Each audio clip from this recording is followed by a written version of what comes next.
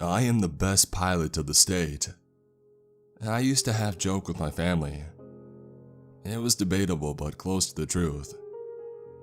None could fly an Apache attack helicopter as I did, in the Maelstrom Air Force Base, western Montana. That fact would usually earn me some favor. Better maintenance for my bird overseas, possibly to choose my posting. As well as usually, more information than is offered to the other helicopter pilots during the briefings. But not this time. Colonel Harper, you want me to go blind? I grumbled, not hiding my incomprehension. You didn't even tell us where we're going. I had a few emergency takeoffs in my career, both in training and during live combat. Every time, you have at least some information. Someone is attacking your base. A nearby convoy had been ambushed. Something. I'm sorry, Hank.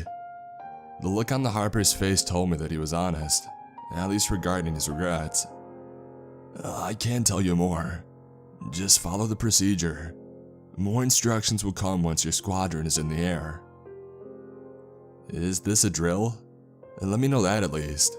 Is there a terrorist attack somewhere? Again, his face told me everything that I needed to know. Harper did not know either what was going on. He took his orders from above, and nobody told him why Voodoo Squadron was being mobilized. It is not a drill. That's all that I'm allowed to say. A creeping feeling went up my spine.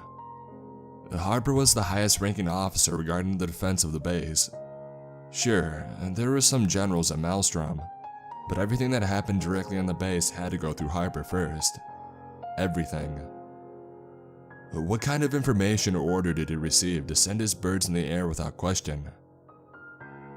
I did not insist. There was no point. I went with my men, reviewed the briefing quickly with them, and we all walked to the landing pads and to our Apaches.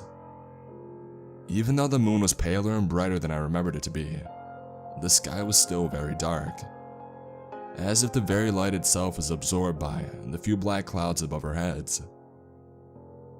So, what's up, Hank? Asked my gunner, Kim. She was the best damn gunner I'd ever flied with, and she shot as she talked. Straight to the point. What's really up, I mean? There was no satisfactory answer, and so I simply shrugged. She didn't seem happy with this lack of information, and was about to say something when I snapped my finger to get her attention, and I made some eye movements to get her to look behind her. On the other side of the landing pads were two Black Hawks transport helicopters already starting their rotors. They were our mission. The entirety of our official briefing could be summed up by: go in the air and stay with the Black Hawks. Every pilot supposed that we would have to escort them, while they would drop a Spec Ops team of elite soldiers. However, those that went inside the helicopters did not look like regular Spec Ops. What in God's name? Kim's loud exclamation made the other pilots and gunners of Voodoo Squadron look to the Blackhawks. While the soldiers that went inside the helicopters were obviously part of the same unit, as indicated by their black and red uniforms, none of them had the same weapon as the other. One had something that could only be described as a musket with a scope. Another carried a surprisingly large automatic grenade launcher, while a mountain of a man was equipped with a crude-looking two-handed hammer. Who are these guys? Tier 1? Whispered Warren, the pilot of Voodoo 2. No idea, I quietly answered. But I have a bad feeling about this. Eyes open, Voodoo, and be careful. 20 minutes later, our 4 Apaches and the 2 Blackhawks were in the air, flying north.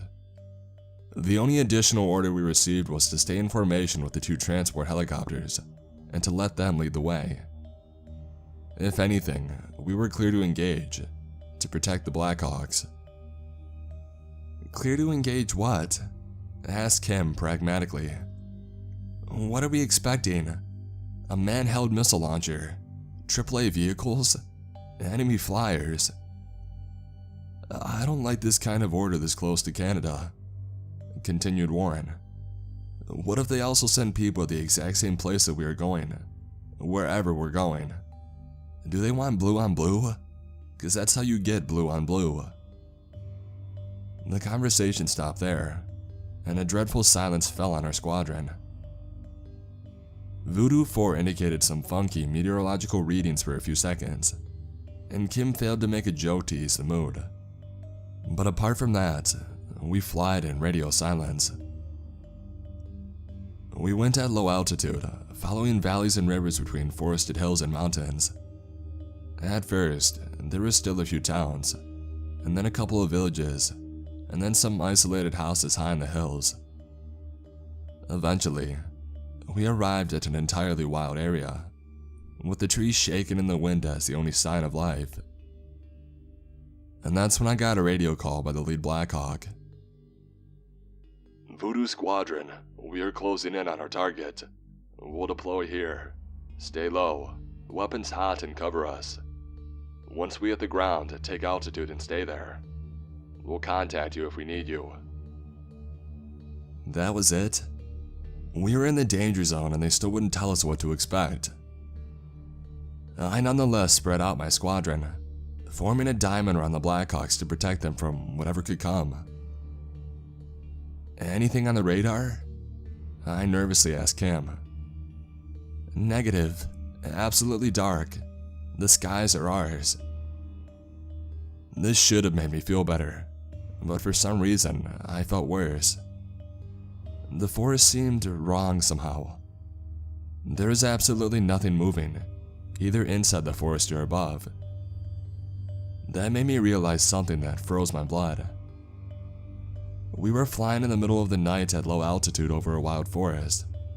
The threat of a lone animal flying inside the rear rotor was real.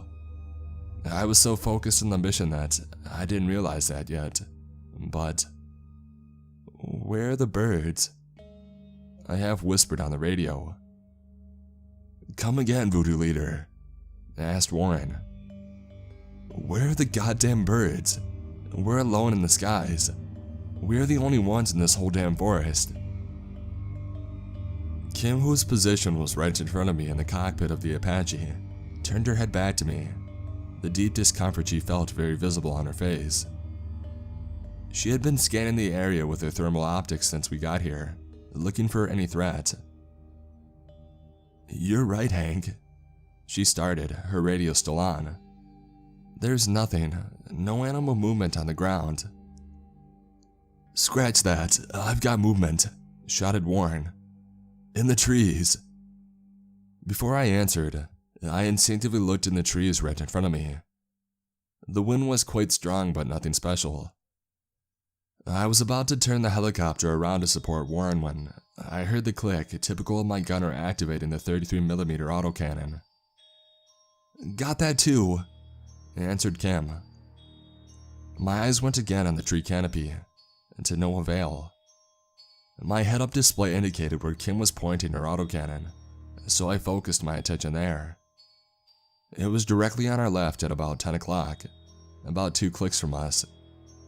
Something ungodly fast was jumping from branch to branch, tree to tree, straight at us. The speed of this thing made my heart stop for a second. "Holy, they're fast," I screamed, trying to keep my calm. "I can barely see them." It reminded me of how fast the smallest insects can move or fly, except this thing was huge, larger than an adult male, and I could barely see the shape of it, but it was vaguely humanoid. Nothing about its movement, however, was human. Kim didn't wait for my authorization to open fire. The autocannon followed her vision and sent a full salvo on the path of the shadow. Trees were cut in two by the high-caliber explosives, and the silence of the woody valley was instantly replaced by a storm of fire and metal. With the nerves that Kim was famous for, she kept her precision perfect, far better than I could follow. With the amount of ordnance sent in the trees, one 30mm round had to touch the thing sooner or later, but still, it went on. "Switch to Hydra," I gave the order, even though it was probably useless. She knew what had to be done. Kim launched a whole volley of unguided rockets that utterly destroyed the approximate location of the shadow, less than a kilometer from our helicopter. While destruction reigned, I considered gaining altitude. It would have been safer, but a quick look showed that the passengers from the Blackhawks were still in the progress of fast roping into the trees. I was, for the briefest of moment, amazed by some of their equipment. One had a shoulder-mounted mortar that started shelling as soon as he could start going down the rope, and this other guy was carrying. Was that an iron shield? A scream in the radio got me out of this instant of daydreaming. "This is Voodoo 3, going down hard." Instantly, my head turned to the imperiled Apache. His rear rotor was on fire and the helicopter was spiraling out of control. There was a small explosion in the tail of the helicopter, and the flames grew bigger, and I saw the black humanoid shape crawling on the side, going to the cockpit. "Voodoo 3, eject!" I shouted in the radio. "You have one on you. Jim, Will, eject!" "Negative," answered Voodoo. "Instruments are non-responsive. I can't do any..." The radio was cut short when I saw the impossible thing rip apart the cockpit, take both John and Will and plunge with them back into the forest, leaving the Apache spiraling down to the ground. I tried to open a long-range communication with the Maelstrom base, but for some reason, I only got white noise back. I tried a second frequency with the same result before giving up, for now. The creature that Kim tried to kill with the Hydra volley had reappeared from the burning inferno, that his part of the hill had become and was now going straight for the Blackhawks. A glance allowed me to see the strange spec ops had virtually finished their deployment. "Finish the thing, Kim," I barked in the radio. From the side of my vision, I saw Voodoo 4 taking altitude, while shooting its autocannon vertically and directly below itself. "Rain hellfire!" As one of the best pilots west of Denver, I had access to some cutting-edge equipment, and my Hellfires were one of them. In their most basic form, they are tank-busting missiles, each packing enough punch to destroy a T-90 kilometers away. And mine were reinforced with thermobaric warheads that were made to raise fortified bunkers. That creature was going to be erased from existence. "Hank, I can't get a lock." Kim was almost out of breath. "I have nothing on thermals. These things are cold." "Then lock on the ground. Carpet bomb the area." 6 of the 8 missiles were launched in 2 seconds, each spreading to target a different area, all around the speeding freak. For half a second, a miniature sun lighted the valley as 6 thermobaric detonations obliterated the hill that the creature was rushing through. I compensated the close-range shockwaves so that my Apache wouldn't be knocked out of the sky, while the 2 Blackhawks their passengers delivered were thrown 100 meters away before they could stabilize. Apparently, randomly some trees bursted into flames, victims of the thermal wave. Raging wildfires started to spread, but even then, the light of the flames seemed dimmed, and staring into the fire was not blinding. I could not explain the uneasiness that this brought upon me, but I felt cold, very cold. Which, believe me, is not how you are supposed to feel when you unleash a volley of hellfire at point blank. The scream of Warren came next. It took me a few seconds to find his helicopter in the black skies. It was above us, according to my HUD, but I couldn't find out where he was. Even with the wildfire, I could not see a damn thing, except those dark clouds. "Going down, repeat. I'm going..." I could barely hear him on the radio, as if he was screaming from the other side of an auditorium. As the echoes of his voice rang in my helmet, I saw Voodoo 2 plummeting through the air like a rock straight to the trees. His fuel detonated soon after he touched the ground, and a large explosion shook my helicopter. I took some altitude, partly because of the explosion of Warren's helicopter, and partly because I started to climb to get away from this hell. We had risen by about 80 feet when I heard Kim gasping. my HUD indicating that she was still looking at the general area where the shadowy shape we bombarded with hellfire used to be. I could not see what she saw. Holy mother of... Was all I heard from Kim before my Apache was thrown out of control. I could not tell if it was an impact or something just climbed aboard.